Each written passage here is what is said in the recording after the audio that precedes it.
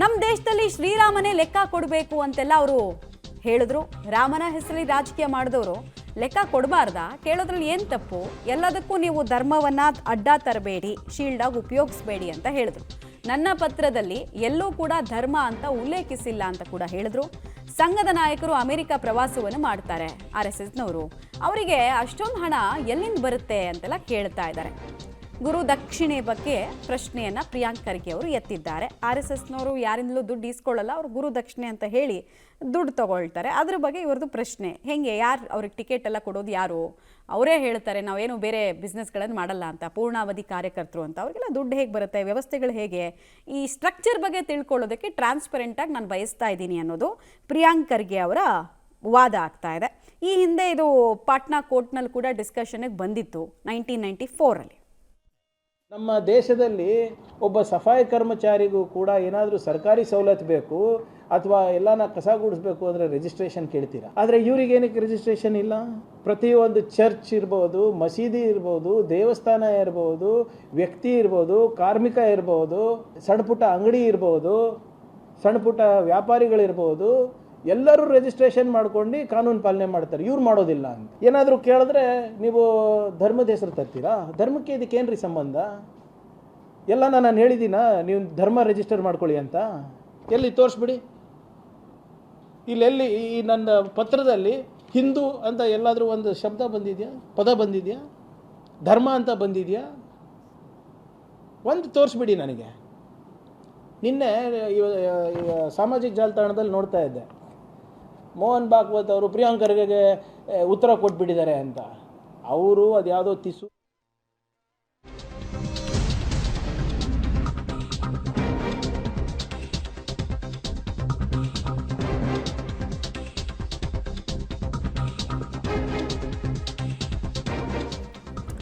ಹಾಗೆ ಮುಂದುವರೆದು ಅವ್ರು ಹೇಳ್ತಾ ಇದ್ದಾರೆ, ನಾನು RSS ಕಚೇರಿಗೆ ಹೋಗೋದಕ್ಕೆ ರೆಡಿ ಇದ್ದೀನಿ. ನನ್ನ 7 ಪ್ರಶ್ನೆಗಳಿಗೆ ಉತ್ತರ ಕೊಡೋದಾದರೆ, ಸ್ಪೆಸಿಫಿಕ್ ಆಗಿ ಉತ್ತರ ಕೊಡೋದಾದರೆ ನಾನು ರೆಡಿ ಇದ್ದೀನಿ ಹೋಗೋದಕ್ಕೆ, ಕಾಲಿಡೋದಕ್ಕೆ. ನಮ್ಮ ವಕೀಲರ ಜೊತೆಗೆ ನಾನು ಹೋಗ್ತೀನಿ. ಕೇಶವ ಕೃಪಾ ಇರ್ಬೋದು ಅಥವಾ ಜಗನ್ನಾಥ ಭವನ ಇರ್ಬೋದು, BJP ಕಚೇರಿ, ಅಲ್ಲಿಗಾದರೂ ಹೋಗ್ತೀನಿ. ಒಟ್ಟಿನಲ್ಲಿ ನಂಗೆ ಉತ್ತರ ಬೇಕಷ್ಟೇ ಅಂತ ಕೇಳ್ತಿದ್ದಾರೆ. If they are more transparent, who knows, even I might go. They are inviting me, no? I am ready. Come, show me where it is, how it is. Last ಟೈಮೇ ಹೋಗೋಣ ಅಂದರೆ ಬಿಟ್ಟಿಲ್ಲ ಅಲ್ರಿ. ಆಯಿತು, ಕಚೇರಿಗೆ ಹೋಗ್ತೀನಿ ಸರ್. ನೀವು ಹೇಳ್ತಾ ಇದ್ರಲ್ಲ ಸರ್, ಕಚೇರಿಗೆ ಹೋಗ್ತೀನಿ. ಈ ನಂದು 7 ಪ್ರಶ್ನೆಗೆ ಉತ್ತರ ಕೊಡಲಿ, ಕಚೇರಿಗೆ ಹೋಗ್ತೀನಿ. ನಾನು ಅವತ್ತೇ ಹೇಳಿದ್ದೀನಿ ನೋಡಿ, ಮಾಧ್ಯಮಿಕ ಸ್ನೇಹಿತರಿಗೆ ಅವತ್ತೇ ಹೇಳಿದೆ, ಅವರನ್ನ ನನ್ನ ಆಫೀಸಿಗೆ ಬರಲಿ ಅಥವಾ ನನಗಾನ ಕರೆಸ್ಕೊಳ್ಳಿ, ಅಥವಾ ಅವ್ರು ಯಾರು ಡೆಸಿಗ್ನೇಟೆಡ್ ಲಾಯರ್ಸ್ ಇರ್ತಾರೆ, ಡೆಸಿಗ್ನೇಟೆಡ್ ಆಫೀಸ್ ಬೇರೆಯವ್ರು ಇರ್ತಾರೆ, ಅವ್ರಿಗಾನ ಹೇಳಿ ನಾವು ನಮ್ಮ ಡೆಸಿಗ್ನೇಟೆಡ್ ಆಫೀಸರ್ಸಿಗೆ ಕಳಿಸ್ತೀವಿ. ನಾವು ಯಾವಾಗ ಬೇಡ ಅಂದಿದ್ದೀವಿ? ಫಸ್ಟ್ ಪ್ರಶ್ನೆಗೆ ಉತ್ತರ ಕೊಡಿ. You want me to come to Keshav Krupa, Jagannath Bhavan, anywhere, I am ready to go. Answer my questions first. Let us discuss this. ನಿಮಗೆ ಕುತೂಹಲ ಇಲ್ವಾ ಸರ್ ನಾನು ಕೇಳಿರೋ ಪ್ರಶ್ನೆ? ನಾವು ಕೇಳಿರೋ 7 ಪ್ರಶ್ನೆಯಲ್ಲಿ ಯಾವುದು ಇಲ್ಲಿಗಲ್ ಇದೆ, ಯಾವುದು ಅಸಂವಿಧಾನಿಕ ಇದೆ? Out of the questions that I have asked, show me one question that is illegal or unconstitutional, and I'm sure all of you also want to know the answers. Details ಕೊಡ್ತಾರೆ ಶಬೀರ್ ನೇರ ಸಂಪರ್ಕದಲ್ಲಿ. ಶಬೀರ್, ಈಗ ಪತ್ರ ಬರೆದ್ರು, ಸುದ್ದಿಗೋಷ್ಠಿಯನ್ನು ನಡೆಸಿದ್ರು ಪ್ರಿಯಾಂಕ್ ಖರ್ಗೆ ಅವರು, ಎಲ್ಲ ಕರೆಕ್ಟು. ಬಟ್ ನಮಗೆ ಇರೋ ಪ್ರಶ್ನೆ, ಕುತೂಹಲ ಸಿಂಪಲ್ಲು. ಅವ್ರ ಹತ್ರನೇ ಕಾಂಪಿಟೇಟಿವ್ ಅಥಾರಿಟೀಸ್ ಇರುತ್ತೆ. ಅವರು ಬಯಸಿದ್ರೆ RSSನ ತಪ್ಪುಗಳನ್ನು ಹುಡುಕೋದಕ್ಕೆ ಟೈಮೇ ಬೇಕಾಗಲ್ಲ. ಈ ಎಲ್ಲ ಪ್ರಶ್ನೆಗಳಿಗೆ ಅವ್ರು ಬಯಸಿದ್ರೆ ಇಲಾಖೆ ಅಂಡರಲ್ಲೇ ಉತ್ತರ ಪಡ್ಕೊಳ್ಬೋದು. ಬಟ್ ಅದನ್ನು ಮಾಡ್ತಿಲ್ಲ. ಅದರರ್ಥ ಏನು? ನಾನು ನನ್ನ ಐಡಿಯಾಲಜಿಯ ಪ್ರಬಲ ಸಮರ್ಥಕ ಅನ್ನೋದನ್ನು ಹೇಳೋ ಪ್ರಯತ್ನನ ಇದು, ತಮ್ಮ ಇಮೇಜನ್ನು ಎತ್ತೋ ಪ್ರಯತ್ನನ ಇದು ಅನ್ನೋ ಸಹಜ ಪ್ರಶ್ನೆ ಬರುತ್ತೆ.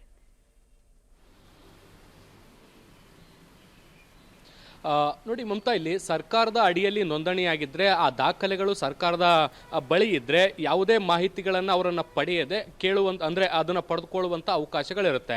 ಆದರೆ ಅದು ನೋಂದಣಿ ಆಗದೇ ಇರುವಂಥ ಹಿನ್ನೆಲೆಯಲ್ಲಿ ಪೂರ್ಣ ಪ್ರಮಾಣದ ದಾಖಲೆಗಳು ಕೂಡ ಈಗ ಸರ್ಕಾರದ ಬಳಿ ಇಲ್ಲ. ಸೊ ಹೀಗಾಗಿ ಪಾರದರ್ಶಕತೆಯನ್ನು ಕಾಪಾಡುವಂಥ ದೃಷ್ಟಿಯಿಂದ RSS ನೋಂದಣಿಗೆ ಸಂಬಂಧಪಟ್ಟಂತೆ ಮತ್ತು ದೇಣಿಗೆಯ ವ್ಯವಸ್ಥೆಗೆ ಸಂಬಂಧಪಟ್ಟಂತೆ ಮಾಹಿತಿಯನ್ನು ಕೊಡಿ ಅನ್ನುವಂಥ ನಿಟ್ಟಿನಲ್ಲಿ ಪ್ರಿಯಾಂಕ ಖರ್ಗೆ ಅವರು ಕೇಳಿರುವಂಥದ್ದು. ಅಫ್ಕೋರ್ಸ್ ಕಾಂಗ್ರೆಸ್ ಮತ್ತು ಪ್ರಿಯಾಂಕ ಖರ್ಗೆ ಅವರ ಐಡಿಯಾಲಜಿಯು ಕೂಡ ಇದರಲ್ಲಿ ಒಳಗೊಂಡಂತೆ ಒಂದು ಪಾರದರ್ಶಕ ವ್ಯವಸ್ಥೆಯನ್ನು ಇತರೆ ಸಂಸ್ಥೆಗಳು ಹೇಗೆ ಫಾಲೋ ಅನ್ನ ಮಾಡ್ತಿದ್ದಾವೆ ಅದೇ ರೀತಿಯಾಗಿ RSS ಕೂಡ ಫಾಲೋ ಅನ್ನ ಮಾಡಬೇಕು ಅನ್ನುವಂಥದ್ದು ಪ್ರಿಯಾಂಕ್ ಖರ್ಗೆ ಅವರ ವಾದ ಆಗಿರುವಂಥದ್ದು. ಹೀಗಾಗಿ 7 ಪ್ರಶ್ನೆಗಳನ್ನು ಅವರು RSS ನ ಮುಂದೆ ಇಟ್ಟಿರುವಂಥದ್ದು. ಈ 7 ಪ್ರಶ್ನೆಗಳಿಗೆ ಉತ್ತರವನ್ನು ಕೊಡಬೇಕು. ಮುಖ್ಯವಾಗಿ ನೋಂದಣಿ ವಿಚಾರಕ್ಕೆ ಸಂಬಂಧಪಟ್ಟಂತೆ ಮತ್ತೆ ಹಣಕಾಸು ವಹಿವಾಟುಗಳು ಹೇಗೆ ನಡೀತಾ ಇದೆ ಅನ್ನುವಂಥದ್ದು. ನೋಡಿ, ಕೆಲವು ಬಿಜೆಪಿ ನಾಯಕರು ಹೇಳ್ತಾರೆ RSS ನೋಂದಣಿ ಮಾಡುವಂತ ಅಗತ್ಯ ಇಲ್ಲ, ಮತ್ತೆ ಹಣಕಾಸು ವ್ಯವಹಾರಗಳನ್ನು ಮಾಡ್ತಾ ಇರುವಂತ ಕೆಲವು ಅಧೀನ ಸಂಸ್ಥೆಗಳು ಕೆಲವೊಂದಿಷ್ಟು ಟ್ರಸ್ಟ್ಗಳನ್ನು ಮಾಡ್ಕೊಂಡಿದ್ದಾವೆ, ಅವು ಆಲ್ರೆಡಿ ಈಗಾಗಲೇ ಆಡಿಟ್ ರಿಪೋರ್ಟ್ಗಳನ್ನು ಕೂಡ ಸಲ್ಲಿಸ್ತಾ ಇದ್ದಾವೆ ಅನ್ನುವಂಥ ಮಾತುಗಳನ್ನು ಹೇಳಿದ್ರು. ಅದಕ್ಕೂ ಕೂಡ ಅವರು ಉತ್ತರವನ್ನು ಕೊಟ್ಟು, ಸರಿ ಹಾಗಿದ್ರೆ RSS ಮತ್ತೆ ಅದರ ಅಡಿಯಲ್ಲಿರುವಂತಹ ಅಧೀನ ಟ್ರಸ್ಟ್ಗಳು ಯಾವುವು, ಮತ್ತೆ ಎಲ್ಲೆಲ್ಲಿ ಕೆಲಸವನ್ನ ಮಾಡ್ತಿದ್ದಾವೆ, ಅದರ ಟ್ರಸ್ಟ್ ನಲ್ಲಿರುವಂತಹ ಸದಸ್ಯರು ಯಾರು, ಮತ್ತೆ ಅವರು ಯಾವ ರೀತಿಯಾದಂತಹ ಆರ್ಥಿಕ ವಹಿವಾಟುವನ್ನ ಮಾಡ್ತಿದ್ದಾರೆ, ಅಟ್ಲೀಸ್ಟ್ ಆ ಮಾಹಿತಿಯನ್ನಾದ್ರೂ ಕೊಡಬೇಕು. RSSಗೆ ಸಂಬಂಧಪಟ್ಟಂತಹ ಬೆಳವಣಿಗೆಗಳು ಏನ್ ನಡೀತಾ ಇದೆ ಅನ್ನುವಂಥದ್ರ ಬಗ್ಗೆ ಸರ್ಕಾರದ ಬಳಿ ಮಾಹಿತಿ ಇಲ್ಲ. ಸೊ ಹೀಗಾಗಿ ಇತರ ಸಂಘ ಸಂಸ್ಥೆಗಳು ಫಾಲೋ ಮಾಡುವಂತ ರೂಲ್ಸ್ ಗಳನ್ನ ಇವರು ಕೂಡ ಫಾಲೋ ಮಾಡಬೇಕು. ಆ ನಿಟ್ಟಿನಲ್ಲಿ ನಾನು ಮಾಹಿತಿಯನ್ನು ಕೇಳುವಂತ ಕೆಲಸವನ್ನ ಮಾಡಿದ್ದೀನಿ. ನಾನು ಯಾವುದೇ ಹಿಂದೂ ಧರ್ಮ ಅಥವಾ ಧಾರ್ಮಿಕ ವಿಚಾರಗಳಿಗೆ ಸಂಬಂಧಪಟ್ಟಂತೆ ಮಾಹಿತಿಯನ್ನು ಕೇಳುವಂತ ಕೆಲಸವನ್ನ ಮಾಡಿಲ್ಲ. ಕೇವಲ ಸ್ಪೆಸಿಫಿಕ್ ಆಗಿ RSSಗೆ ಸಂಬಂಧಪಟ್ಟಂತ ನೋಂದಣಿ ವಿಚಾರಕ್ಕೆ ಸಂಬಂಧಪಟ್ಟಂತ ಮಾಹಿತಿಗಳನ್ನ ಮಾತ್ರ ಕೇಳ್ತಾ ಇದ್ದೇನೆ. ಇದನ್ನ ಧರ್ಮವನ್ನ ಇದರಲ್ಲಿ ಅಡ್ಡಿ ತರುವಂತದ್ದು ಸರಿಯಲ್ಲ ಅನ್ನುವಂತ ನಿಟ್ಟಿನಲ್ಲಿ ಕೂಡ ಅವರು ತಮ್ಮ ಪತ್ರವನ್ನ ಸಮರ್ಥಿಸಿಕೊಳ್ಳುವಂತ ಕೆಲಸವನ್ನ ಮಾಡಿದ್ದಾರೆ. ಮಮತಾ, ಧನ್ಯವಾದ ತಮ್ಮ ಮಾಹಿತಿಗಾಗಿ.